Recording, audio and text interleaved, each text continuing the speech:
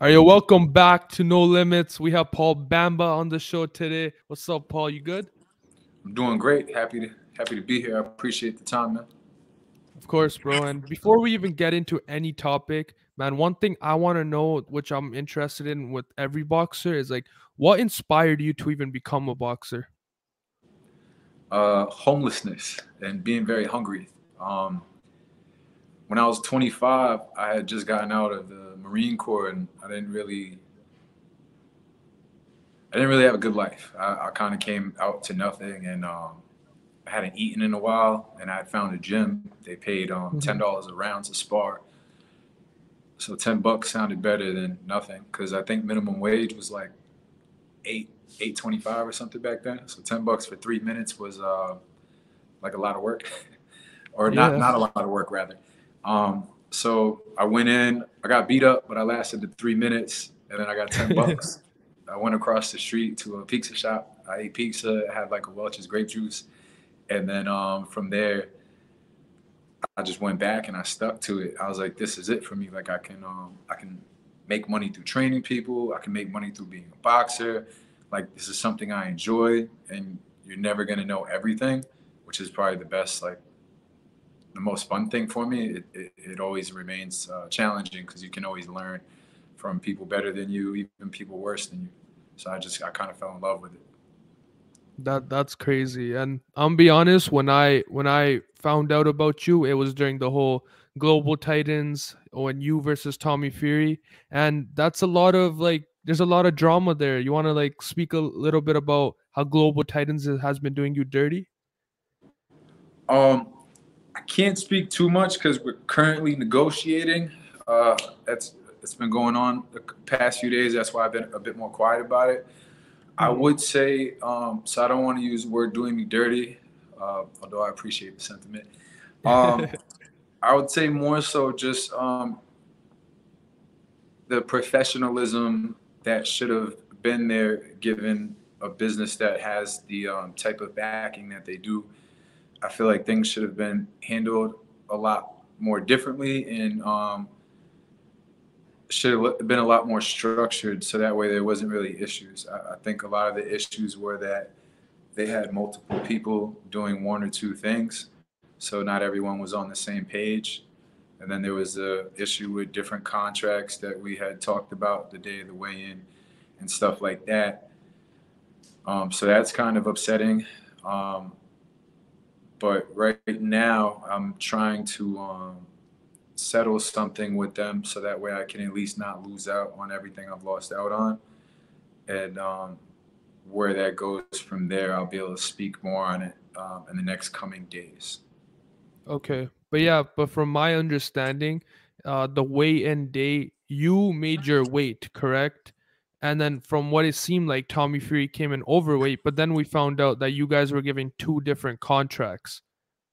Yeah, but even then, he was still overweight because if his contract, and I only found out because he's like, no, no, contract's 81 kilograms. And I'm like, no, it's not because it was this. And I would have agreed to 81 kilograms anyway because 2, 3 pounds is nothing. 6 pounds is a lot, though. People cancel fights in the US over like more than a pound, or you lose Yeah. options to be able to do stuff and you pay up. But because he is who he is, more so because he has the brother that he has.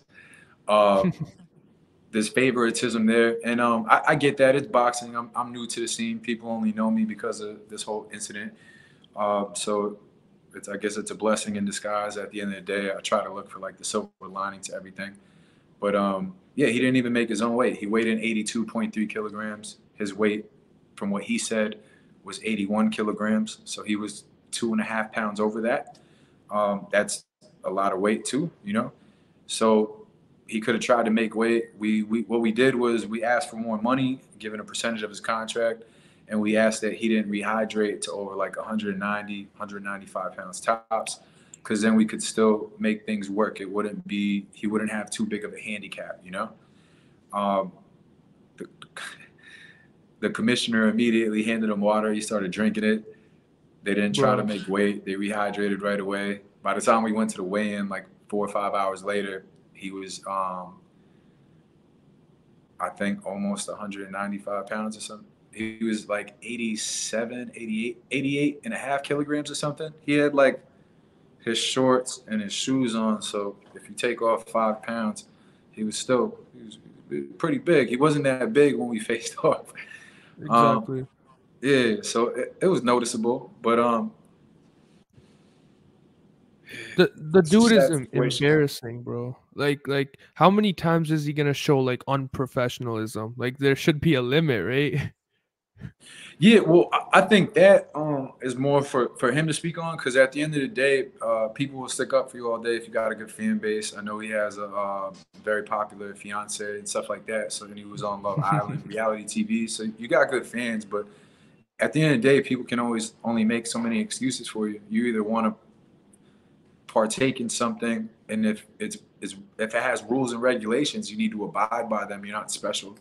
Um, So I think he's just digging himself a deeper hole, or maybe he doesn't really want to fight. I feel like if he wanted to fight and he kept saying he was levels above me, why do you need so many handicaps? Like it doesn't make sense, you know? Um, Yeah, yeah, no. Oh, why we wait saw till a minute? exactly. No, we also saw someone else that doesn't like Tommy Fury, Jake Paul, coming to your aid, right? Have you spoken to Jake like behind the scenes or anything? We were able to. I've been in contact with Jake's team. He was able to be supportive and give me some. I would say help me keep calm during the situation and handle myself with poise, because we all know that just being too loud is sometimes good, but usually not in this type of scenario. So cooler heads always prevail, and he had retweeted something I said and made a comment about it, and just he seems to have a good head. I don't know Jay personally, so it was solid. It was a solid comment. He seems to have a good head on his shoulders. He said he doesn't do business with people that don't treat fighters well. So if he really means that, which I believe he does, that's pretty huge because fighters don't really get treated well as it goes. This situation's a little crazy, mine, but it's not too far fetched from other things that go on in the sport of boxing. So it's cool to see that somebody that is um, becoming more. He's a professional boxer, so it's cool to see that somebody that's coming into the sport at a late time and just really immersing themselves in it cares that much about other fighters. Whether or not it's to help his own narrative or not, it doesn't matter because he didn't need to speak out on it, but he did. So for that, I'm grateful. So, so do you think the Jake Paul and Tommy Fury fight will end up happening in February? That's a rumor time. And if so, how do you think it goes? Um, I, I doubt it's happening, and I think I think Jake's bigger, and Jake like wants it more. I mean, Tommy like he got boxing pedigree, I guess, from his family and all that. But at the end of the day, someone who wants something more is probably going to do more and take more advantage of it. If you don't want to be there, it will show. It's boxing. All it takes is getting hit with one punch, and it could change your, as Mayweather put it, like your entire temperature while you're fighting. You might be a big bad guy until you get clocked real good, and then you don't know what you're doing because somebody actually wants to take you out. I believe Jake, like I said, he's fully immersed himself in the sport. He has money. He could be doing a bunch of crap, but instead he's just killing himself in the gym and he's getting really elite level sparring and having the best trainers work with him. So I feel like he would pull it off. Uh, I don't know if he would knock Tommy out or anything like that. I think boxing wise, he can go 8 rounds. He's done 8 rounds more than Tommy. I'd say he beats him. If he doesn't Yeah. knock him out, he definitely outboxes him. Okay, that's interesting. One thing I wanted to ask you as well is, you know, the rumored fight before you and Tommy was Tommy versus Tyron Woodley, right? That's what everyone thought was gonna happen on Global Titans, and then when you got announced, everyone's like, "Oh, Tommy's fighting another bum." This because they didn't know you, right? Like, how'd Yeah. you feel about those comments? I don't really care. So I started boxing at 26, bro. Uh, I don't have an athletic background. I boxed because I had to. It was a way to like feed myself. So for me, boxing at 26 and being a pro for less than 2 years and being able to maneuver the way that I have and being able to afford these opportunities, that just lets me know I'm doing everything right. So a couple losses doesn't really mean anything to me. Um, Iran Barkley, one of my favorite boxers, former world champion, multiple world champion, started off with like 5, 6 losses until he started just taking people down. It's you can't count anyone out with a loss. So for people to call me a bum because they want to hype Tommy up or anything, or they're upset that Woodley, I would knock Woodley out, by the way. So I don't really know how he's better than me. And there's a talk that I might be fighting Woodley in March, I've heard. So that's Oh, very okay. interesting too. That's Yeah, very interesting. Yeah. it's extremely interesting. It lets me know that other people just hype themselves up with matchups that aren't really there. But Yeah. but yeah, so being called a bum, like it doesn't really matter. Most people that will call me a bum have never fought. Anybody that does fight won't call me a bum, and if they will, it won't be to my face. So I have no problems. Okay. Yeah. No, that's the right energy to have. But so Tom, you went from maybe fighting Woodley to fighting you to then he fought that fucking 12-1 guy, right? But was that really a fight? It looked like a spar to Nah, me. it was. He wasn't allowed to hurt him. It was last minute notice. It was an exhibition. We tried to get me to have an exhibition with Tommy. They told me no, it needed to go on our records. There was it was a huge mess. Yeah. um, Exactly. it was a BS fight. If that guy would have tried to really do anything, if you paid attention to the fight, he hit him with a clean 1-2, and then kind of dazed Tommy for a second. He backed up all the way across the ring and started doing weird showmanship type things. So at the end of the day, I just feel like everybody who was looking forward to the fight, because I would say the most competitive fight on the card that night was me and Tommy, or supposed to be rather. Um, they just robbed the people of like good stuff because Mayweather's Mayweather, so he's always going to be a draw. But like Deji wasn't winning that. Like Deji's a great guy, but Exactly. he was it's Mayweather. It's just yeah, nah. But Yeah. the fact that he had the balls to do it though, that's crazy to me. Hats off to him. But yeah, I think the most competitive fight there that night was me and Tommy. So the people just didn't get it. So I'm hoping in the future he kind of mans up. He fights me. I know he wants a big payday. So if he does the YouTube boxing thing, like that's cool. But when you want to come back to boxing, welcome yourself back to boxing. I would love to beat your ass. Um, I'm just trying to be as hopeful as possible because usually when I'm optimistic, things turn out the right way. God listens, you know. Yeah. And then just to wrap this story up, let's get final words to Tommy Fury.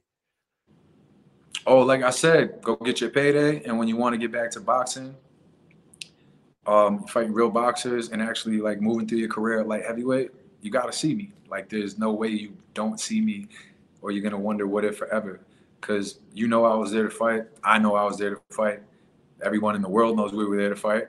So that's just what it is to me. We got to get it on. Like at the end of the day, like spar, fight, it don't matter to me, but we need to put hands on each other. Perfect. Perfect. Another guy you've been fucking beefing with on Twitter, Chase DeMoor. Like, what's that beef, bro? That's so random.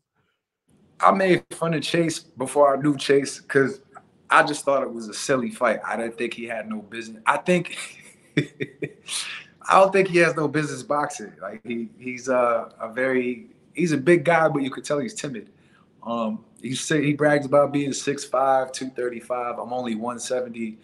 I would break his fucking jaw. Like he leads with his chin up. He doesn't know how to use his weight. So all those good things that he has about him, he doesn't know how to use. Therefore, it does not matter. You could Wilder's the biggest puncher in the world. Why doesn't he knock out Fury? Because he can't land his one big punch on him. So no matter how big, strong, and all these things you are, if you can't utilize your own mechanics, that shit don't matter. I've been boxing for too long to let somebody like that even put their hands on me. He might hit me in the back of the head a few times with the way he swings because it's just really weird. But it's a joke to me. Like, it's really weird.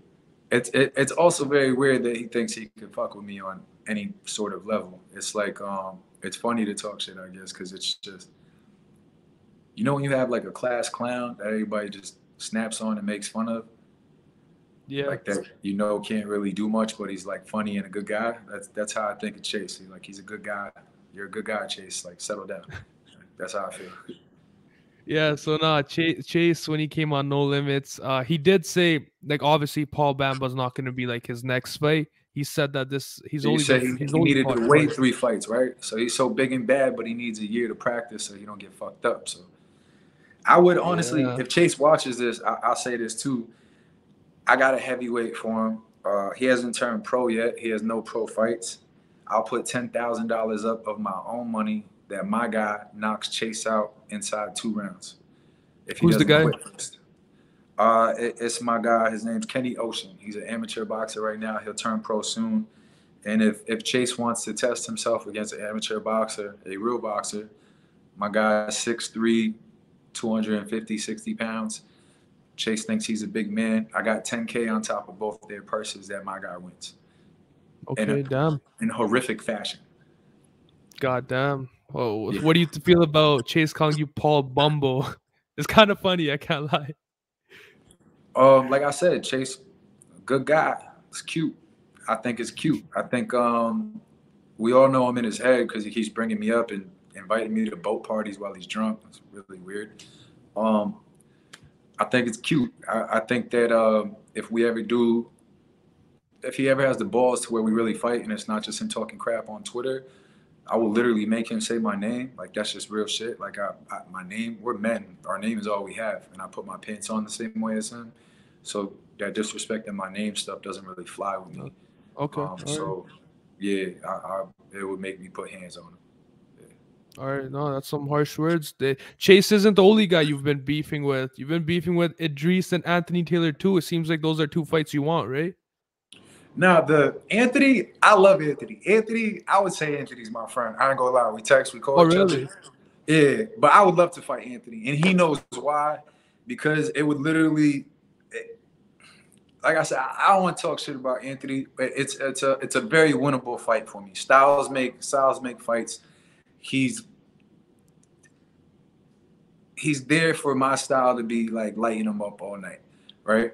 So that would, if I do something that Tommy couldn't do, that would probably make him want this. Well, I wouldn't even call it a rematch since we didn't fight, but we were supposed. I don't even know if you could call it a rematch, but that's why I Yeah. want the Anthony thing. Um, Anthony's a very good guy, though. He's cool. He helped me out a lot while everything was going through. He tried to help me out with getting in a fight and stuff like that. So I got nothing bad to say about Anthony. But at the end of the day, we're competitors. So if I have the opportunity to get into the ring with Anthony, I'm gonna smoke him. Like that's just it. And I'm gonna take full advantage of it and go fuck Tommy up too. The Idris Virgo dude, I don't even want to say his name because I just think it's weird that a 12-0 boxer is calling out anybody that has less than double-digit fights. Like that just means you don't believe in yourself and you're searching for clout and you're a weirdo. So that's all I got for him. That's all you got for Idris? Yeah, that's just weird. Who's 12-0 and calls out somebody with like that's 5-2? Like, do you suck that bad? Because I might be good, but I'm not that good for an undefeated 12-0 guy to be calling me out. But you want money, or you want in the words of Canelo, you want a payday. Like Payday. like because clearly it's not happening for you right now. So I get it, but at the same time, if you're a real boxer, if I'm 12-0, I'm never calling out somebody that is not undefeated or is not gonna boost my career at all. Yeah. But I told him when I'm ready for it and it makes sense, it would have to make a lot of financial sense for me to fight a 12-0 guy right now. My biggest step up was about to be Tommy. I don't really call it a step up, but he was 8-0. So for me to jump to face a guy 12-0, like I said, it's boxing. It's not a YouTube scene. So you need to being humble. It provides longevity in this sport and being aware of what's good and what's not. Um, but I would definitely see him in the future. But apparently, he pulled this fight offer off the table because he was trying to help feed me or whatever weird stuff he was. That guy's weird, man. Anthony thinks he's weird too. He's a little off the rocker. Yeah, no, Idris is beefing everyone. I remember on a space though, you said that you weren't too happy with Anthony Taylor laying hands on your boy Dillon Danis. You said that's why you wanted to fight him even more now. Yeah, no, I mean that helps. It makes it to be like, well, it helps. I like Anthony, but I don't think some of the stuff that he does. honestly, I don't care about most of the stuff he does. I guess it was just because it kind of hit home because Dillon's somebody I've known for years. Like I helped Dillon out with boxing. We spar, we go out, we chill. That's my boy. So if I was there, that wouldn't have happened. Um, yeah, I don't really know. I don't like when stuff like that happens. Like, cause you always got to take care of your people. Whether Dillon was right or wrong, to me he's right because he's my friend. You know, and it had Mhm. nothing to do with Anthony. So I don't really know why he stepped. I get why he stepped in because he's very good at the showmanship stuff. I take Yeah, some notes from exactly. him. He's very good at it, keeping people engaged and all that. He's great at it. Um, but to be putting your hands on people, like at the end of the day, we're all men. So like, yeah, this YouTube stuff is cool, but if you get caught by yourself or trying to be a tough guy and you hit the wrong person, it could turn out very differently from you when there's security's not there to separate you. You know. Yeah, no, that's interesting. Like you saying you're friends with Dillon Danis was kind of random. Like, how'd you form a relationship with him? He hit me up a few years back to help him out with boxing to do pads and stuff with him. So I went over there. I gave him a good workout, and then we just been cool pretty much ever since. I started training with him, started sparring with him. Um, then we started going out, which is I usually can't remember what happens, but it's always fun. Um, yeah, that was pretty much it. I was just I train people in New York. I teach boxing very well. I explain it very well. So I've been able to have like UFC fighters and Bellator fighters that when they come here, they want to work with me and just stay sharp before they fight at MSG and stuff like that. So, what do you think about KSI versus Dillon Danis? Think that's a good fight? I, I think it's an entertaining matchup. I think it's an That's all you're entertaining gonna matchup. say? Yeah, I think it's an entertaining matchup. Dillon's gonna win. Like at the end of the day, everybody sleeps on Dillon because he talks a lot of shit, but the motherfucker works out all the time. Like he's been boxing. I've been boxing with Dillon for like 2 years now. He's crazy and he trains while he's still injured. If you could see like one of the sparring videos he released with me, like you see he's wearing his little leg brace. Like the guy don't really rest too much. Like he's very adamant about being good at what he does. So for people to just sleep on him because he talks shit, it'd be in for a rude awakening. In my mind, he definitely wins that fight 100%. Okay, so in my mind, like we haven't really seen Dillon box or even fight for the last 3.5 years. And I think entertainment wise, as you said, very good fight. The lead up is going to be amazing. But you think Dillon's going to win? I think KSI is going to win. That's what I honestly. I If bet we could put a money bet that on it. and Dillon can punch too. That's a lot of things people don't realize. Dillon can punch. Like people don't. People think they sleep on his boxing because his ground game is so good, but he can punch. He boxes. He has the same type of opportunities and like the financial backing, excuse me, that KSI has. So all these things are very much affordable to him. And not even just like in a monetary sense. Like, yeah, people that like me, I have no problem going to train Dillon for anything he wants. It's my boy. Like, so he has people behind him that could teach him all the right things. And when he's focused, he's very focused. So I think that a lot of people are sleeping on the outcome of it. And if Dillon doesn't fuck around and doesn't try to joke around and make it too showy, I believe he knocks KSI out. If he does try to be showy and make it fun, I believe he outpoints KSI. I don't think that it's in my mind. I don't see KSI winning. I've only seen like one of KSI's fights, but from what I've seen and what I know of Dillon from the first time sparring with him to like now, he's is like night and day. He's very much better, and he's a lot more healthier now too, both legs wise. So Well, yeah, you've sparred with him, so I yeah. understand that your perspective. But you know what? Closer to the fight, we might need to put a little bet on that if you're down. I'll be down. I'm always gonna bet on my friends, always. But like I respect that. technique wise and all that, yeah. And then also left-handed people are crafty.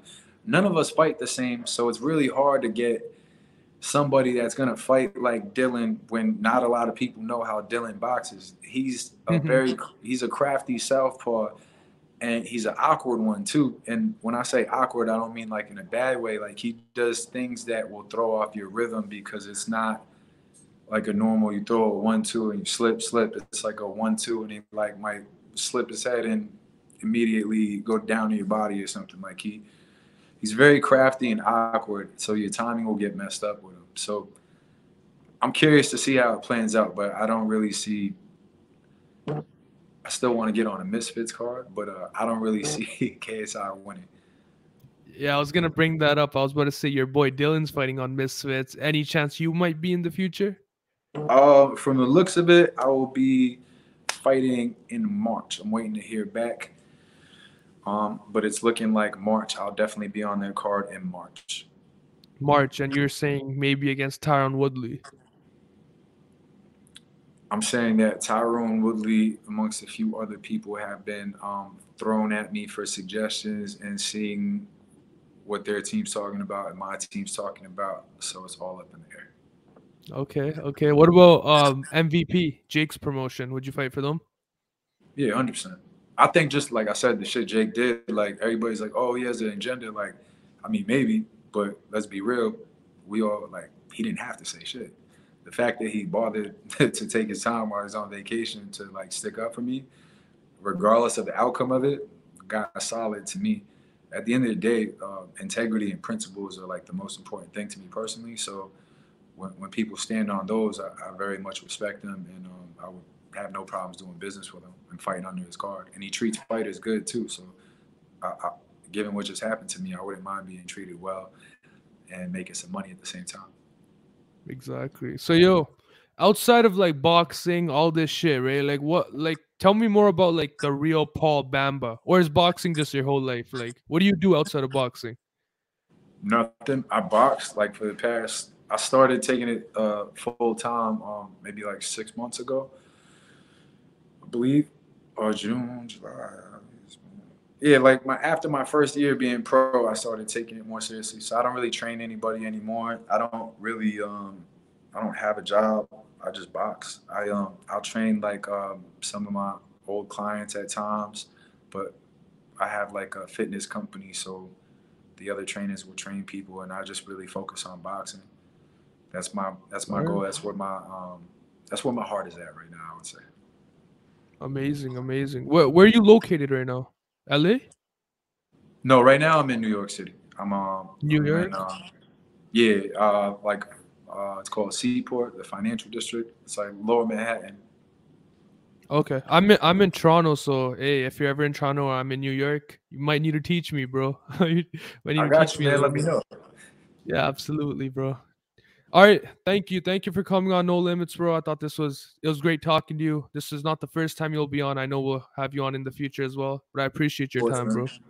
I appreciate your time as well, and I want to tell you, keep sticking to it. You got good questions and good energy, and apparently you have no problem talking to people. Most people shy away from trying to really make their stuff work. So I'm excited to see how your podcast turns out, bro. Thank you, bro. And I'm excited to see how your boxing career turns out too. I appreciate that. Appreciate you, man. All right, All right, peace take out, care, bro. guys. Thank you for watching.